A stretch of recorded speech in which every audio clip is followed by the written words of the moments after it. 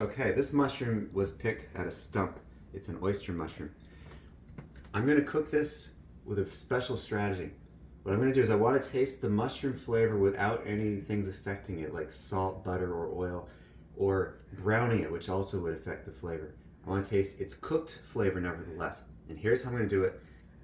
Well, one way to do it actually is steaming it, because if you steam it, you get the result I'm talking about.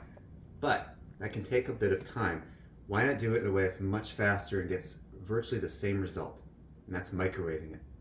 Why would a microwave work so well for this and so poorly for some other things? Well, the mushroom is mostly water. So imagine what is steaming? It's having water heat and cook something, right?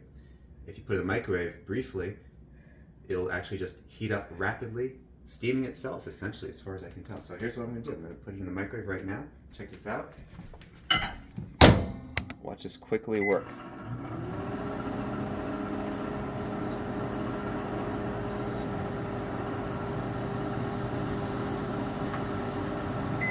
I could even hear it. You'll hear it and know it's cooked from that. You'll see it steaming and hot when you take it out.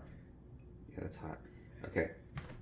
See, I don't know if you can see the steam in the video, but it's steaming, it's hot, it's cooked, and ready to be eaten. Here I go.